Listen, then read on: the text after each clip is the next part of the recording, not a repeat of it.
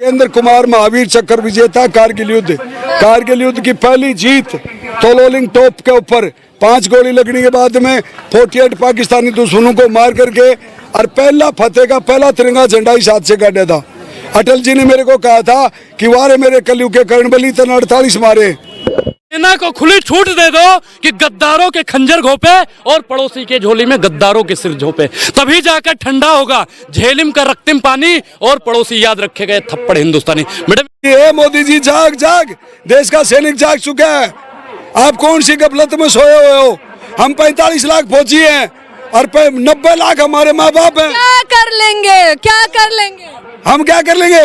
जब दुश्मन की गर्दन काट सकते हैं तो ना मुझको वोट की चोट के ऊपर तख्ता भी पलटी कर सकते हैं। नहीं 10 साल से और कोई नहीं छुड़ा, और जब मोदी जी ने हमारी सुनी जब तो आरोपी बंदी थी, अभी भी सुन लेगा।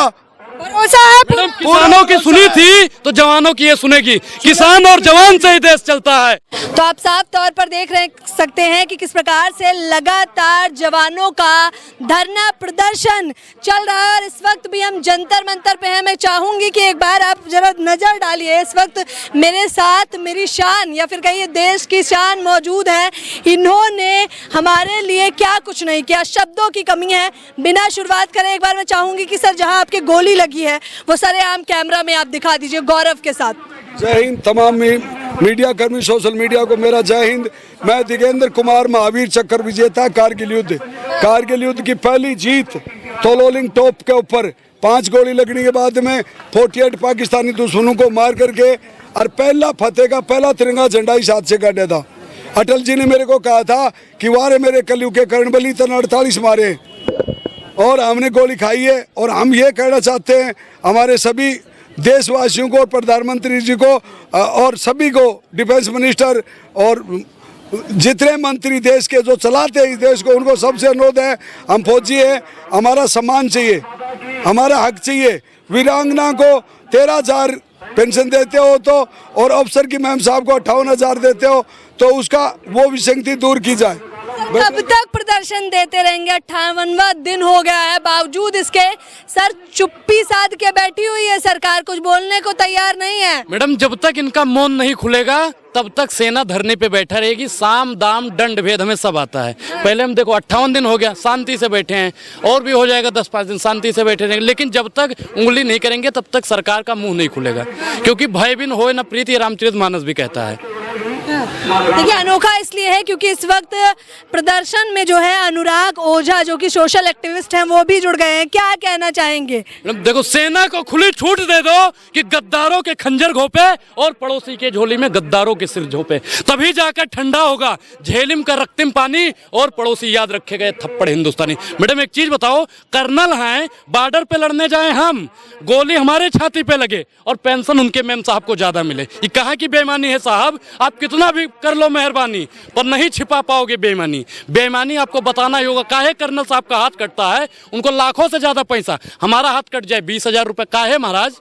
बॉर्डर पे हम लड़ने जाते हैं, कर्नल साहब लड़ने जाते हैं। आप बताइए मैडम कौन लड़ने जाता है? सेना लड़ने जाती है। कर्नल साहब वहाँ पे आराम से बैठे। हम सेना का अपमान तो नहीं कर रहे हैं, लेकिन सेना में बैठे हुए जो कुछ लोग हैं सिस्टम पे, वो अगर गलत काम करेंगे तो हम जवाब देना जानते हैं। मैडम कैसे जवाब देंगे बताइए? इतने दिन हो गए, अब तो लग रहा है कि कुछ सुनवाई भी नहीं करने वाले हैं वो लोग। देखो तख्त बदल देंगे, जज्बात बदल देंगे। अगर प्रधानमंत्री जी ने सेना की आवाज नहीं उठाई तो पूरी सरकार बदल देंगे। सरकार बदल देंगे आप लोग? बिल्कुल। एक चीज बताइए, जिस सेना से हमारा देश चलता है, जिस सेना की बदौलत आज माननीय प्रधानमंत्री जी सुरक्षित अपने घर पे बैठे हैं, हम यहाँ पे सुरक्षित खड़े हुए हैं, वही अगर तकलीफ में रहेंगे तो देश तो खुद ब खुद तकलीफ में आ जाएगा। मैडम क्या अनोखी बात है, 24 की तैयारी चल रही है तो प्रदर्शन तो डेली ही होते रहते हैं, अनोखा क्या है? अच्छा एक चीज अनोखा क्या है? आपको अनोखा एक चीज बताइए कि सेना को उनका पेंशन मिलना चाहिए नहीं मिलना चाहिए, उनको उनका अधिकार मिलना चाहिए नहीं मिलना चाहिए। कर तो रही है सरकार महाराज, कब करेगी? 58 दिन हो गया, 58 मिनट भी फोन करके या एक कॉन्फ्रेंस की मोदी जी ने? या जो गृह मंत्री जी हैं, रक्षा मंत्री जी हैं, उन्होंने कभी कॉन्फ्रेंस की इस पे? आज तक एक भी कॉन्फ्रेंस, कितनी कॉन्फ्रेंस कर दी है? देखो प्रधानमंत्री जी को हमने 3 तारीख को पूरे देश से हजारों नोटिस भेज दिए, लिख करके ने मोदी जी को बोल दिया कि हे मोदी जी जाग जाग, देश का सैनिक जाग चुका है।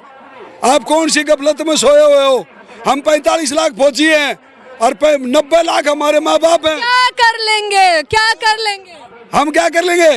जब दुश्मन की गर्दन काट सकते हैं तो ना मुझको वोट की चोट के ऊपर तख्ता भी पलटी कर सकते हैं। नहीं, सरकार सुन तो नहीं रही है ना आपकी? सुन लेगी, किसानों की सुनी थी, हाँ, जवानों की भी सुनेगी। 13 महीने 75 साल से और कोई नहीं सुना। और जब मोदी जी ने हमारी सुनी जब तो आरोपी बंदी थी, अभी भी सुन लेगा। भरोसा है? किसानों की सुनी थी तो जवानों की ये सुनेगी। किसान और जवान से ही देश चलता है, किसान और जवान से ही देश चलता है। किसानों की अगर मांग पूरी हुई थी तो इस जवानों की मांग पूरी हो जाएगी। मेरे से पूछो, ठीक है ना?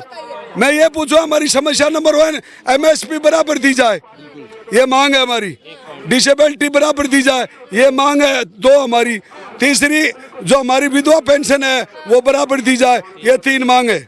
और जो विसंगति है ना वो दूर करी जाए। क्या क्या विसंगतियां समझाइए जरा विस्तार से। विस्तार से संगति नंबर 1, जो युद्ध के अंदर बैटल कैजुअल्टी होता है जवान, उसको एक को 20,000 रुपए देते और अफसर को देते 2,52,000। नंबर 1 विसंगति। अफसर की मैम साहब को देते 58,000 रुपए विधवा पेंशन, हमारे को देते 13,000 रुपए। और बोल क्या पूछना चाहते हो? बताइए, यही करते रहेंगे क्योंकि 58 दिन MSP हमारे जवानों को देती है 5200 रुपए, उनको 15,000। क्या कहना चाहेंगे अनुराग? मैडम देखो, ये बेईमानी है। नहीं, सेना लड़ती है वहाँ पे, बॉर्डर पे हम लड़ते हैं, ये चाचा लड़ते हैं। और वहाँ पे कि इनको किसी को 52,000, किसी को 13,000, ये सिस्टम में गलती है। सरकार को भी चाहिए और जो मंत्री वहाँ पे बैठे हैं, जो बड़े बड़े अफसर हैं, कि बराबर का अधिकार मिल जाना चाहिए। एक चीज़ बताओ, कर्नल और कमांडो और फिर जितने भी सेना के मतलब सिपाही हैं, सबको बराबर का अधिकार मिल जाएगा तो गलत है क्या? बराबर मिलना चाहिए ना। आप बता दो, सिपाही वहाँ पे बॉर्डर पे लड़ने जाता है, कर्नल लड़ने जाता है, सूबेदार लड़ने जाता है। 97% सैनिक होते जी हैं सर। और 3% अफसर होते हैं, लेकिन वो फौज है।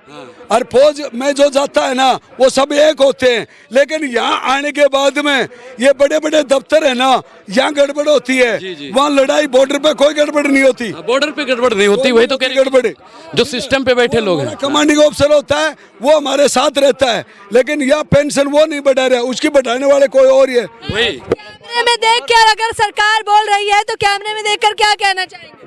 कैमरे में देखते हैं हमें और दुश्मन की नजरों में देखते हैं, और बोला कहाँ देखना है। क्या कहना चाहेंगे सरकार को? कहते हैं सरकार से हाथ जोड़ के विनती करके कि मोदी जी, हमें भारतीय सेना के जाबाज योद्धा हैं और हम ये चाहते हैं कि हमारी मांगे मान ली जाए। आपके पास लेटर गए। आखिरी में अनुराग क्या कहोगे? मैडम देखो, सेना को जो जो मांगे हैं, माननीय प्रधानमंत्री जी को और जो सिस्टम पे बैठे अफसर लोग हैं उनको सारी मांगे पूरी कर देनी चाहिए। 1 महीना हो गया यहाँ पे बैठते हुए, आगे 2 महीना से 58 दिन से ऊपर हो गया। अब आगे इनको और ज्यादा मजबूर न किया जाए, बस यही हमारी माननीय प्रधानमंत्री और गृह मंत्री और रक्षा मंत्री जी से गुजारिश है। धन्यवाद।